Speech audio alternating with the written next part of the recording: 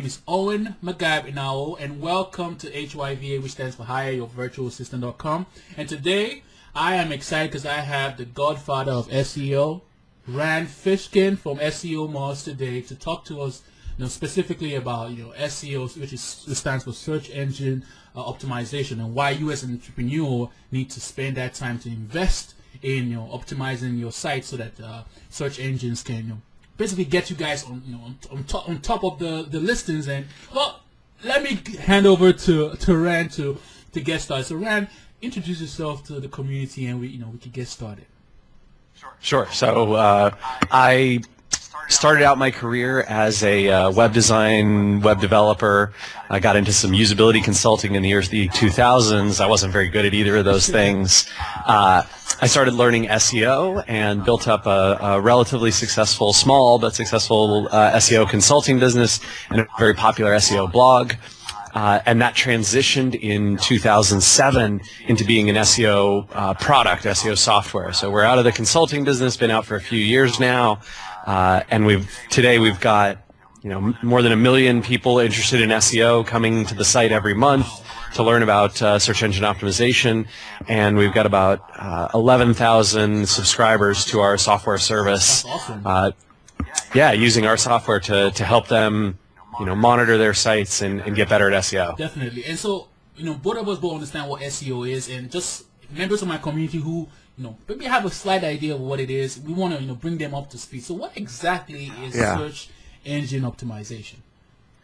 So SEO is a process, it's a marketing process and a technical process by which you make your content friendly for the search engines to find. You build content that will be liked by people who are searching in the engines and appreciated, and then you use these marketing tactics to help make that content perform better in the search ranking. So a lot of search engine optimization is driven both by the content analysis, which of course the search engines can't do unless they can find and see that content, so you got to make everything accessible, as well as by the optimization of the content itself on the web pages and the optimization of what are called off-site signals, things like links and tweets and Facebook likes and shares. All of those types of things influence how well your content performs. Wow. And if you see me, bend down my head to write stuff, I'm just trying to make sure that I, keep writing and get these questions in there. So the thing is that, I'm sure search engine optimization has changed from what it used to be back in the day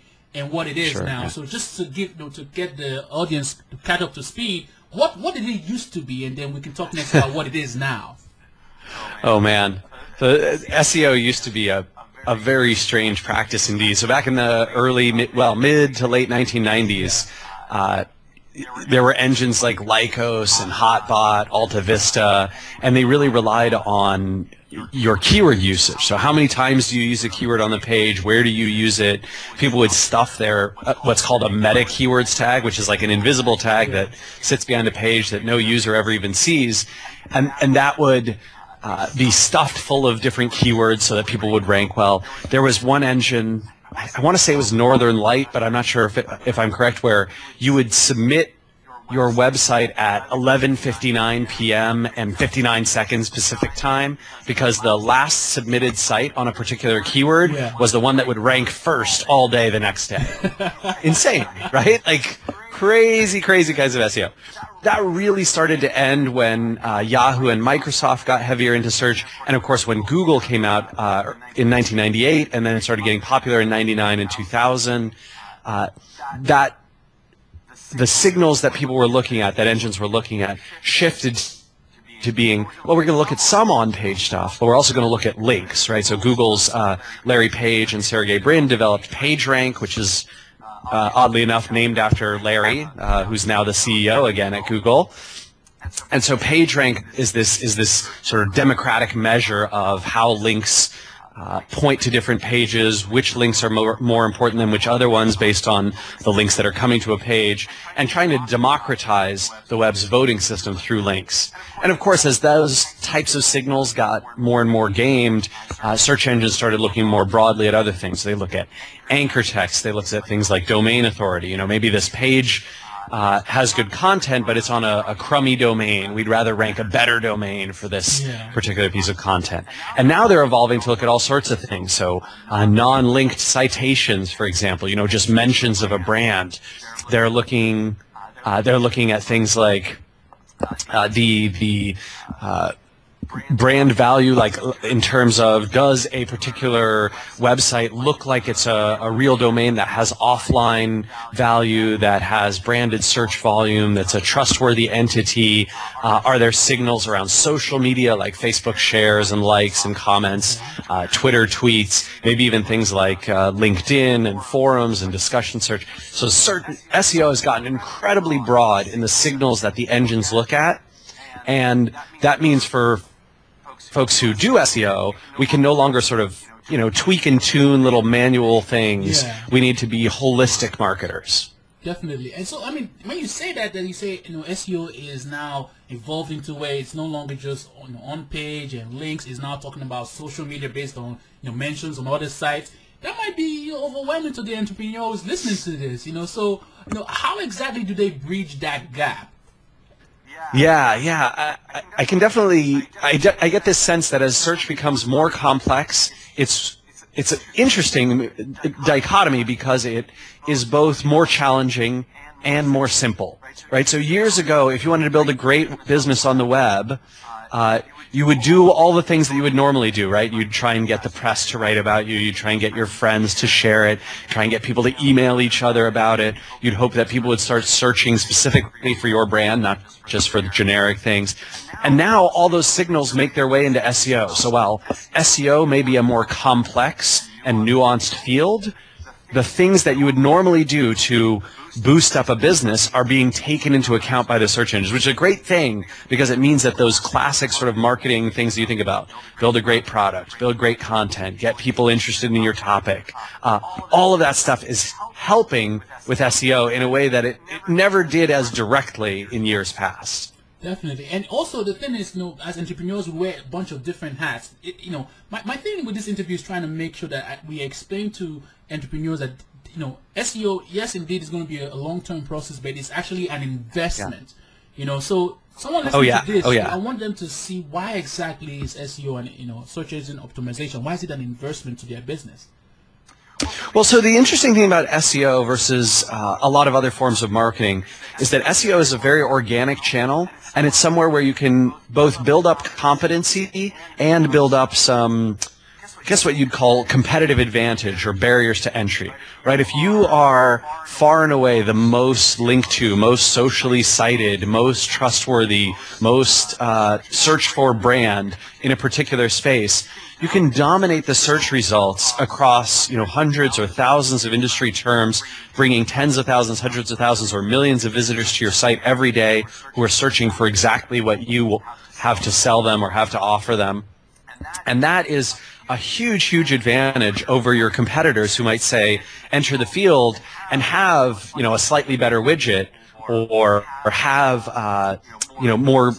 some more money. Maybe they've taken a bunch of venture capital financing and those kinds of things. But if you have that barrier to entry of those great search rankings that you've built up naturally and organically through signals that the engines are going to want to count long term, you've got this great audience and great content, it's going to be tremendously hard to compete with you. It might take years to even compete with you on some of the key terms where you're ranking. And to an entrepreneur, that should be a very exciting thing, right? That essentially I've built up you could think of it in the offline world like having great storefront location, right? You are, let's say, the only men's suit shop in downtown Seattle, and you've made an agreement with the city that, you essentially own this storefront, and it's the most trafficked area of town.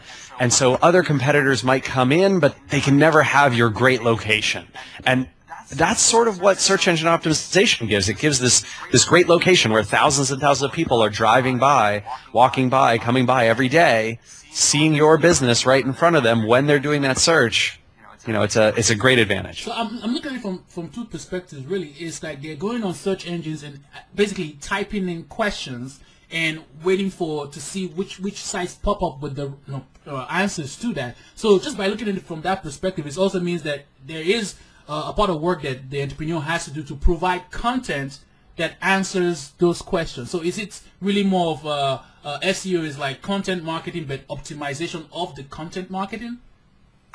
Yeah. Oh, and I think that's actually a brilliant way of putting it. I really like that. It's content marketing that is geared to be optimized for search engines, right? And I mean, the super exciting thing about that is a lot of us are very familiar with content marketing, right? The idea of, oh, I'm really impressed by this business because of what they've produced, and I'm really impressed by this company because they seem to know a ton about this particular topic. What a fantastic way to build a business on the web in a way that can be accessed through search, through social media, through email, through whatever channels exist today, whatever channels will exist in the future. Content marketing is just a fantastic way of doing SEO in general. And you just feel that the audience can, you know, myself, I learned a lot from stories. Which company do you know right now is really doing this whole content marketing thing as well as the, you know, SEO combined? Yeah. So I'm impressed by a couple of companies. There's a sort of a landing page testing and tuning optimization software out of Vancouver called Unbounce. I actually interviewed the CEO. Rick Perot. Oh, okay. Yeah. Rick and Oli Gardner, their director of inbound marketing, phenomenal job. Oyster.com out of New York, Oyster Hotels. So they basically do this content depth around hotel reviews, where they send these journalists into hotels to review them authentically and compare them to what the website actually says and what the user reviews say. Amazing content, just absolutely brilliant. Love their stuff, and it's the best way to book a hotel, in my opinion. I wish they were in every city. I wish they had every hotel in their index. It's so much better than anything else out there. Some other ones that have done some really creative stuff. So I've been impressed by a Y Combinator startup called Adioso, which is ADIOSO. Yeah. I think that another YC company called Airbnb. Oh, yes. Yeah, they've done some really cool stuff around content marketing. So there's dozens and dozens of examples, and I'm not going to be able to pull them all off the top of my head, but some really good folks doing good stuff on all of these fronts. And what's great about the content marketing is it builds up their expertise in these fields, so that they don't just become great producers of content, they actually become better at their jobs, right? They become better at whatever it is they're trying to provide their customers. Why is that? And so it's such a virtuous cycle, right? So let's say that I want to be a great content resource for SEO. Well, that's going to mean that I need to do great research around SEO and find great tactics and share those publicly and that kind of thing. By doing that, by going through that process of learning all that stuff so I can share it, I now have a tremendous wealth of knowledge and experience that I can leverage for my customers, that I can build into my software, that I can, if I were doing consulting, that I could help my consulting clients with. So it's very cool. It's sort of like the same things that make you good at marketing make you good at doing the work. Definitely. I see that point, because it's kind of like they say, when you put yourself out there and have people ask you questions about something, you begin to learn more about what you're even doing and build that expertise. Yeah, I see that point. And I'm sure there are certain things that from back in the day and right now still remain the same. I know there's a lot of changes, but what are those things that you feel still remain the same that my audience needs to pay attention to and make sure that it's part of their content marketing strategy? Well, so one of the big interesting things about search engines is that although there have been dramatic advancements in the last dozen years or so, search engines really still prefer content in the most basic of formats. Text content on HTML web pages, with graphics and images that have good alt attributes, pages that have good descriptive title elements, clean, simple URLs, not too many, question mark ID equals XYZ, that kind of thing. So And although, the engines have gotten better at this stuff, if you are putting all your content into a Flash movie, if you are making all your content available only through JavaScript or Java embeds or widgets that are in, iframes, that kind of stuff, if you're using Ajax, there are ways to make Ajax crawlable for search engines, but it's challenging. You got to jump through some hoops. So I would say to everyone who's doing and investing in SEO, or content marketing, simple, right? WordPress, Joomla, Drupal, like these content management systems make SEO very easy because they've got great plugins and they're very SEO friendly by default, and the search engines are very accustomed to crawling them. So using those CMSs is a great way to go. I would also say one other thing that hasn't changed much is the base of what gets shared on the web is still things that humans find interesting and that they want to share with other people. So if you're thinking to yourself, boy, I'm a plumber in Iowa, what the hell do I have that's interesting? I would say that everyone has something that's interesting, right? So you're a plumber in Iowa. Well, you can show, hey, here are the top 10 causes of a clogged sink. Here are the 4 ones that you can fix yourself. And here's the 6 where you need to call a professional like me, right? And then here's how to diagnose which problem you've got.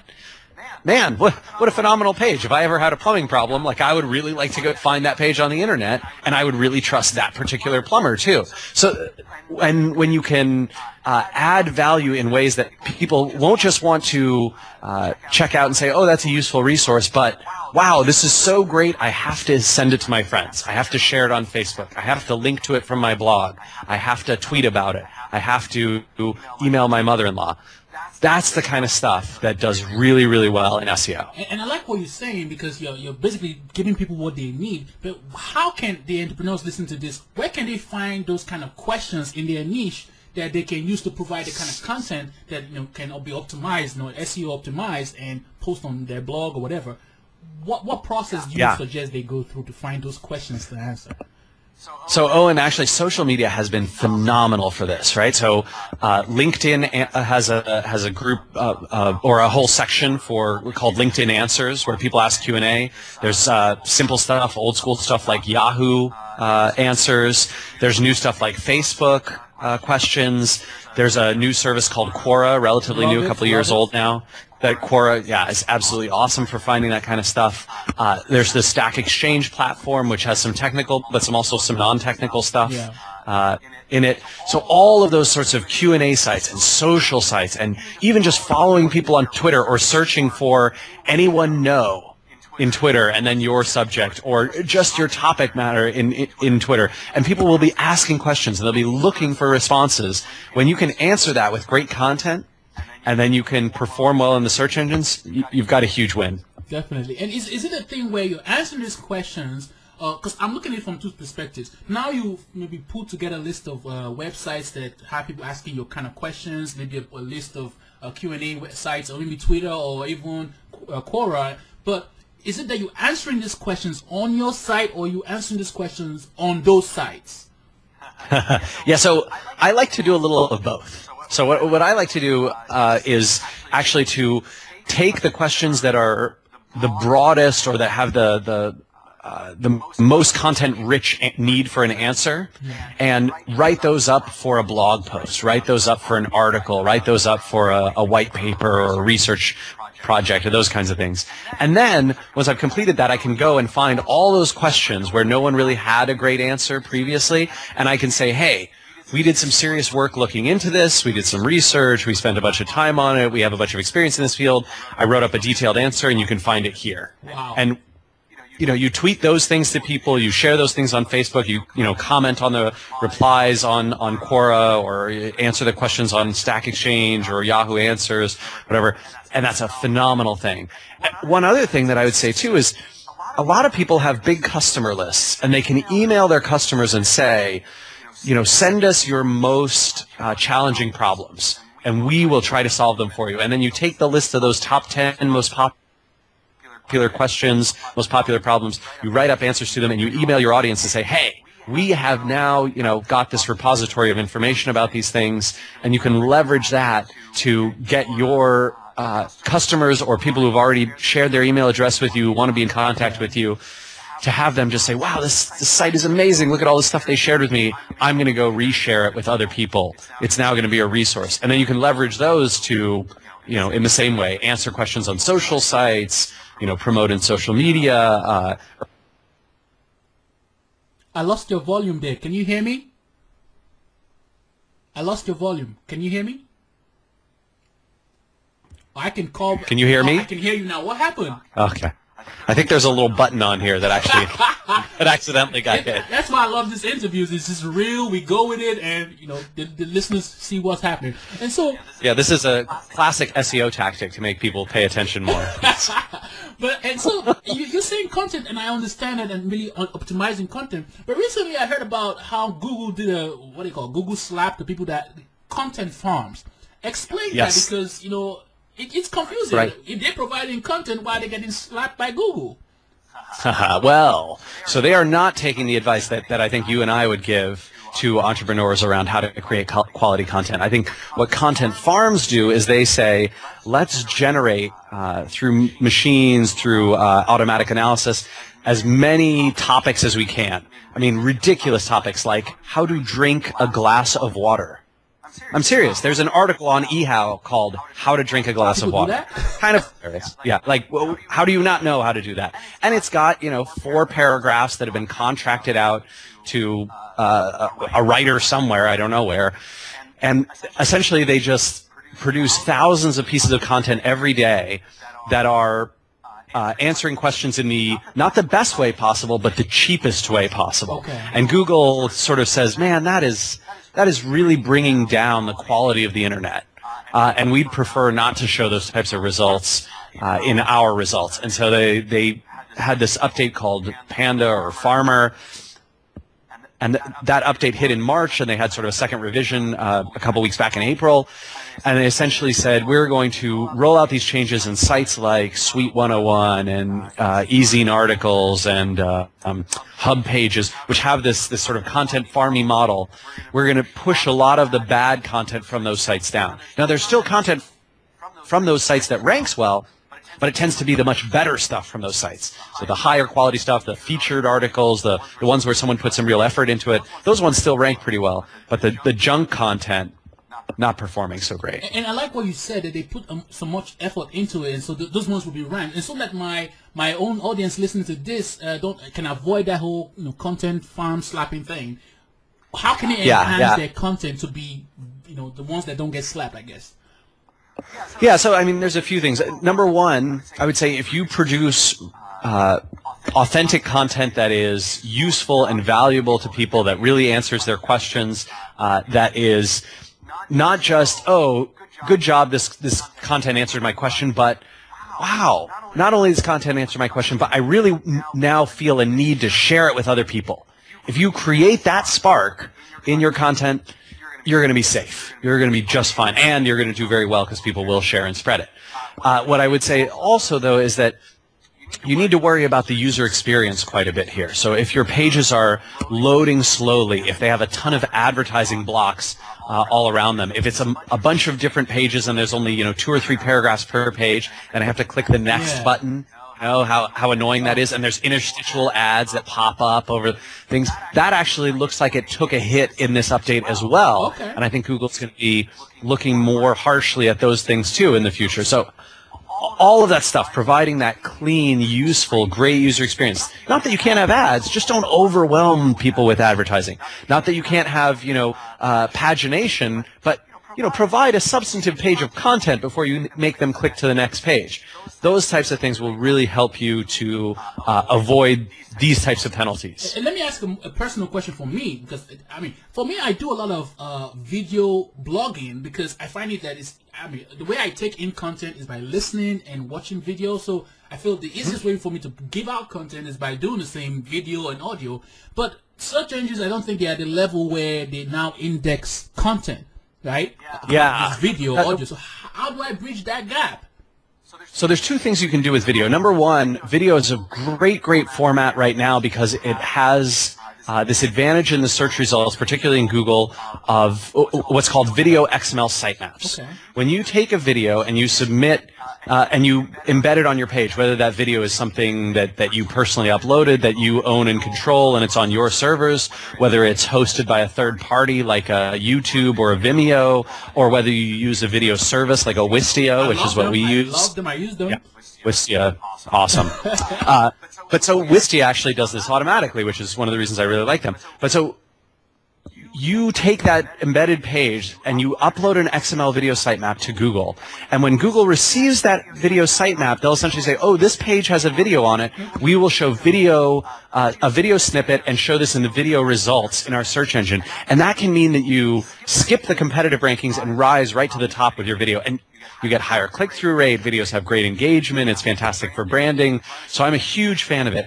One thing I would say, though, to your point, and I'm going to pull up the name of this service, but we essentially use a service for when we upload videos that automatically transcribes all of the text content, everything that's said. And that service, let's see, what's that service called? SpeechPad. Oh, nice. So SpeechPad.com will actually transcribe all of your content, and it's quite low cost. So if you're producing, 10, 15, 20-minute videos, it's a few dollars, and they will produce a transcript of that video, which is relatively high quality, and then you can put that on the page as, here's the text for those people who don't want to watch all the way through, or who would like to browse through and see exactly what was said. And that's a good statement you said, because realizing that I love to listen and watch videos, but that's not how other people learn. That's not everybody. And so by giving people various means of consuming your information, then now it's now becoming multi-format or whatever, and it's more value that they can now, those that like to read can come onto your website and just jump onto the transcript. And I guess you're giving Google what they need, which is great content that is text-based that they can index. Can you hear me? Yes. Yeah, wonderful thing. Okay. I can. Okay, definitely. I know I gotta have to let you go right now, and I'm just curious though, because we all busy entrepreneurs, and you've taken your time out of your busy day to do this. Why? Well, Owen, I love helping other entrepreneurs, and I love what you're doing, which is to show people who start their own company, start their own business, how they can optimize and make things better. So I'm a huge fan of that. Even though I'm a busy guy, this is something I feel that it's good to pay it forward. Well, thank you very much. Rand, how best can I have my community, get anyone listening to this, how best can they get a hold of you? So if you just come to our website, seomaz.org, or you can follow me on Twitter at Randfish. Both of those are great ways to keep in touch. Rand, I really appreciate it, and thanks for doing the interview. My pleasure. Thank you, Owen. Take care. We're done. What do you think? I think that was great. Yeah. So welcome back. I hope you enjoyed the video, and I really want to know what exactly you think. I mean, if I suck and if I'm not doing a good job, I want to know, because by your input and your comments, your suggestions, your feedback, that's how I'm going to improve on the entire package of what I'm sharing with you. I really want to improve so that you know that your time is well spent when you watch my videos. And if I do good on interviews, and if you like certain things I do, please let me know so I can even improve upon that as well. And I want to thank you really, because your time is well spent, and I mean, your time is important to me, and I want to make sure that I continuously put this information in front of you. So I want you to join my community. And in order to do that, you need to click on the link that says get the free ebook, enter in your name and email, and you will receive as a gift from me my free ebook titled The Entrepreneur's Guide to Running a Business in the Cloud. The reason I do that is because I want to share with you that information. You can check it out and make use of it in your business. In the same vein, I will be sending you email updates every time I have new blog posts, as well as if I have new stuff that is not even on the blog, I want to share with you. That way we can stay in contact. One more thing. Before you go, I want to also let you know that if you are really serious about finding, hiring, training, and even working with virtual assistant, if right now you want to get that started, why don't you sign up for my free webinar where I share everything about the entire process. And you can get to do that by clicking on the link on the very top of my blog where it says sign up for the free webinar. Again, thanks for watching the video, and I hope to see you next time.